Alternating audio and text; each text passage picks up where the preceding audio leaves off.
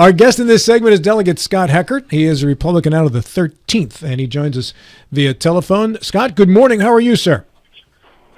Every day, it's a good day when you start out talking to people about stuff that's going to help West Virginia. I appreciate that attitude. And one of my co-hosts here, Maria Lawrenson, currently works for Hospice of the Panhandle in development, so I think she'll have some pretty good questions for you too, because certificate of need is a big part of this conversation.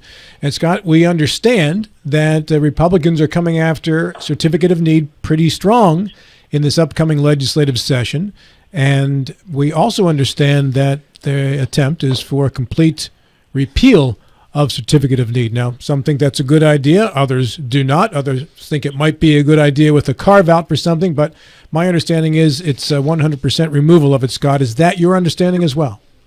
Well, in government, there has to be compromise. The approach is they want it all or they want nothing. There's groups of us that think that there's different things that need to be cut out. My approach to them was we need to go over the policy and the procedure and do something about the cost and get everything more streamlined and make it a little more easier. Doing away with CON works very well in a free market environment. 70% of West Virginia's paid medical bills are paid or subsidized by Medicare or Medicaid.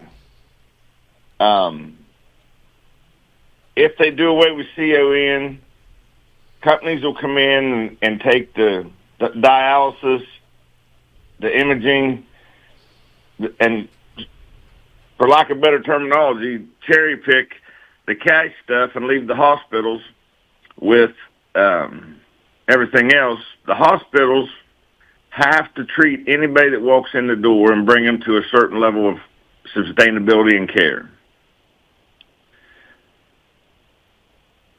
Private places and other entities do not.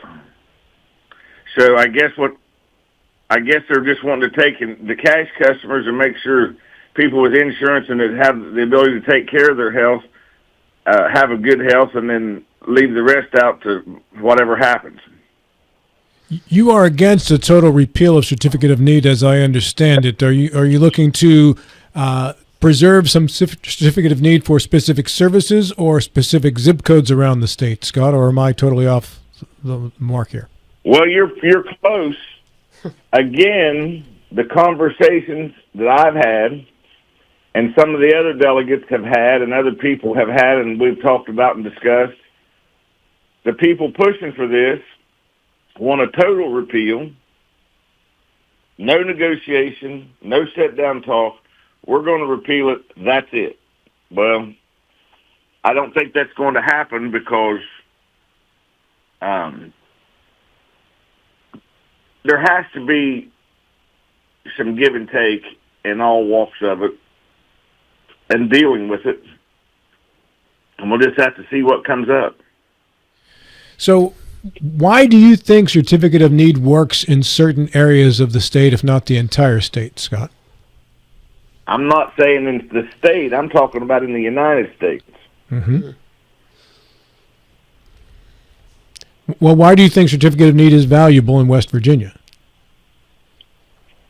Well, because it keeps everything from being overrun, and it keeps who else is going to take the people that take Medicaid and Medicare? And that's kind of what I have heard. Scott, this is Maria.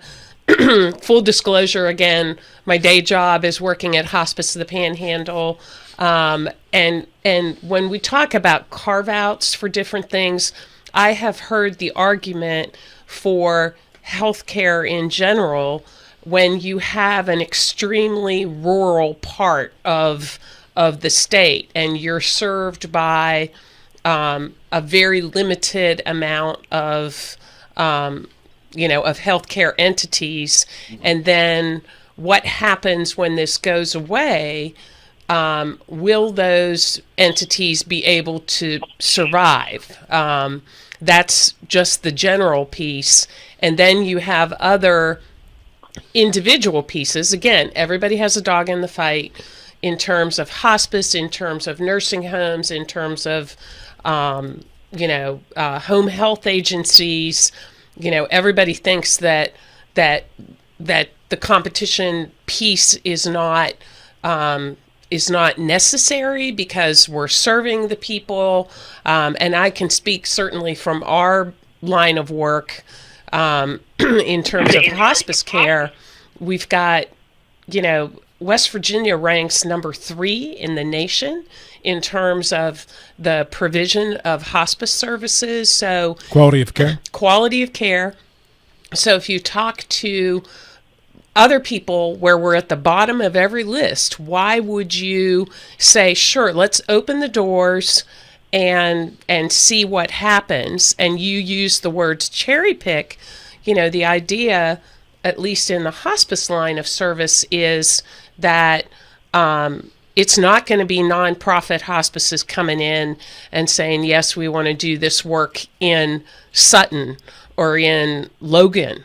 It's the for-profits who want to come into growing areas, Morgantown, Martinsburg, and say, yeah, we can provide these services, but we might take all customers, but we might not. So that's sort of my own little commentary soapbox here. But, people argue that healthcare is a different entity. I used to have this conversation with Mike Height.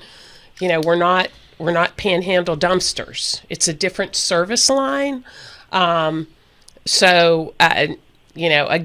it's a difficult conversation. Everybody has a dog in the fight somehow. So, Scott, your reaction? Well, her views and mine are a lot of the same. She's just using some different words. Hers are probably a lot more easier for other people to understand because I'm not real good with words. It just is what it is. Sure. The bottom line is 70%, 60 to 70% of the state is older. All the time you hear aging population. Aging population means more health care. More health care means quality care. Are you going to bring in more for less or get less for more? Some of the people in this fight have argument, are looking out for the entities they either work for or part of their business. Some of the entities are looking at what's best for West Virginia.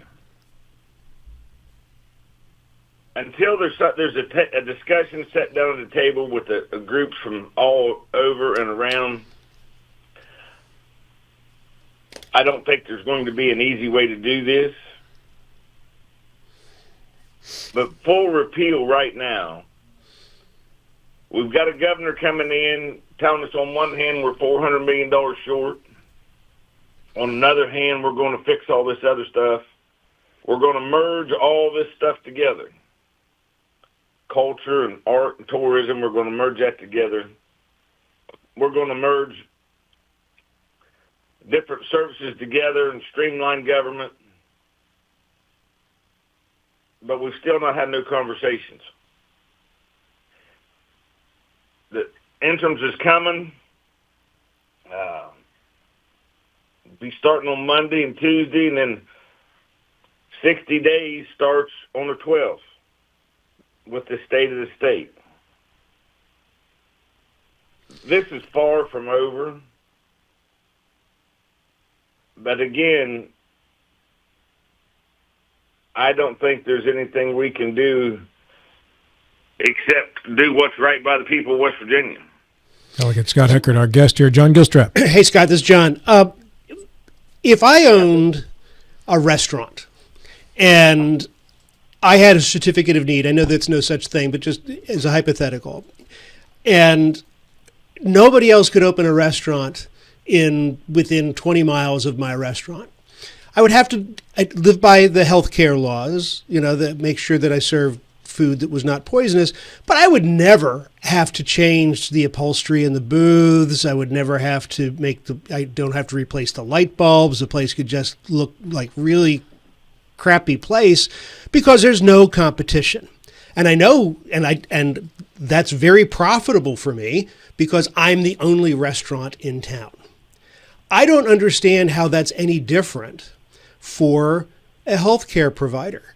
It seems to me that a certificate of need is a monopoly, a guaranteed source of revenue that discourages innovation and encourages mediocrity.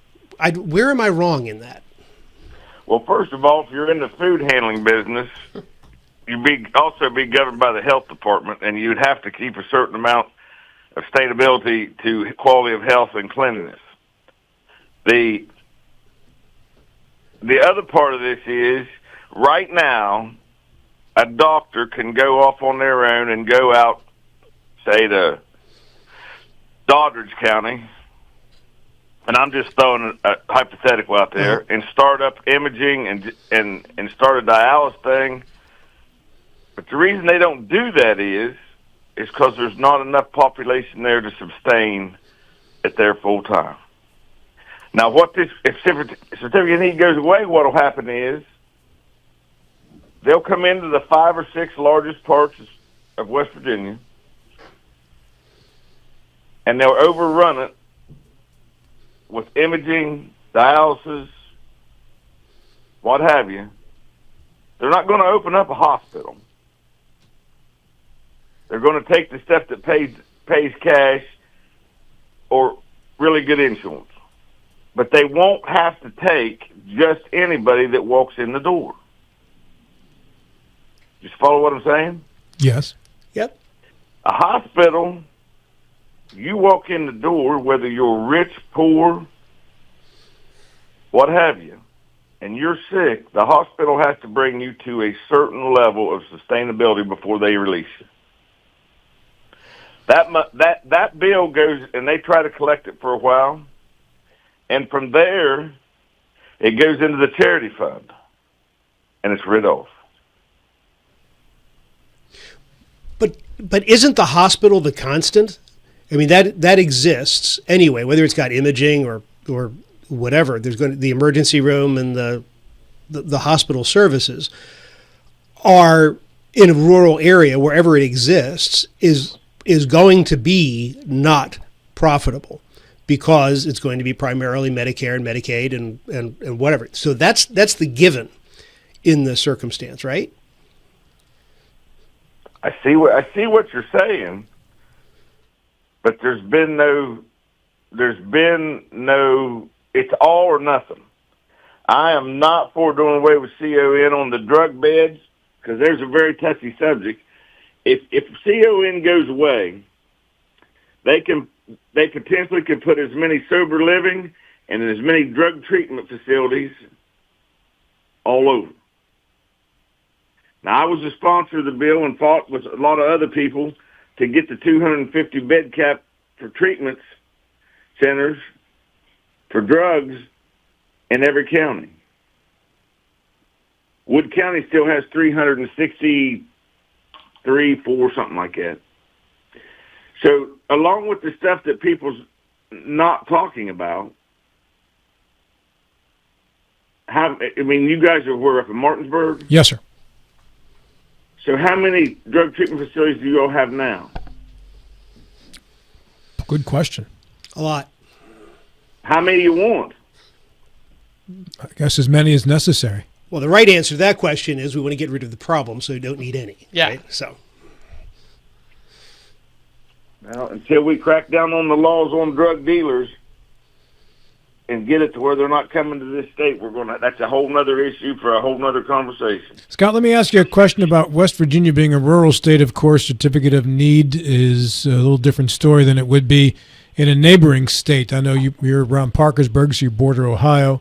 Here where we are, we border Maryland and Virginia, and Pennsylvania is not too far away from where we are as well.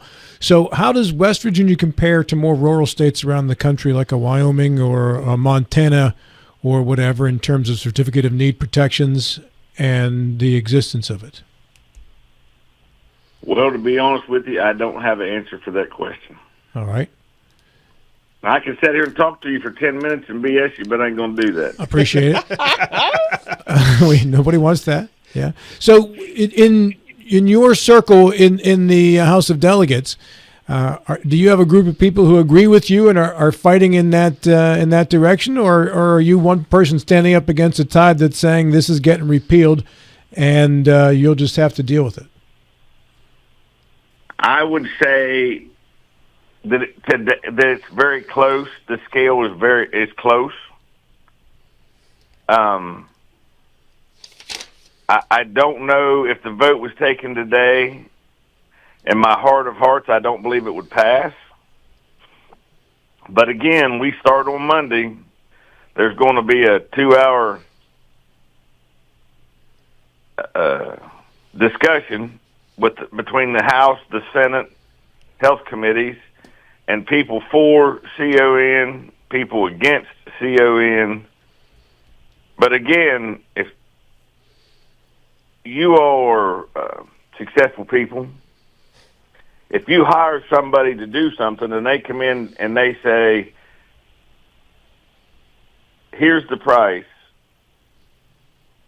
and you say, I don't want this, I don't want that. No, here's the price. You either take it or leave it. And it's basically what they're doing. The people that are pushing this, and I know they're listening to me right now, and they're going to start putting somebody after me to primary me. That's what this game's all about. Mm-hmm. You do what you think is right, and if people don't like it, they vote you out. I'm doing what I think is right for my community in the state of West Virginia. And I'm not alone. Do you have people who hop across the river and go to Ohio for health care? Yes. Yes, we do. Since you brought that up, Marietta Memorial built a facility in Marietta. They're from Marietta to Belpre. And it's basically, it's a very nice facility. And they do good work there. But what ends up happening is you spend 3, 4, 5 hours overnight there, and then they transfer you to Marietta Memorial from Belpre. Scott, has any of the major hospitals in Ohio, have they tried to establish imaging centers in the Parkersburg area?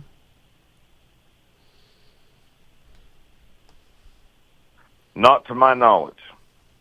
But they have every imaging system in the world right across the river. Is it less expensive to go across the river and get those services done than it is to go to the hospital in Parkersburg? Well, again, I don't have that answer. But I'm writing it down to get it. Fair enough. All right, so you are...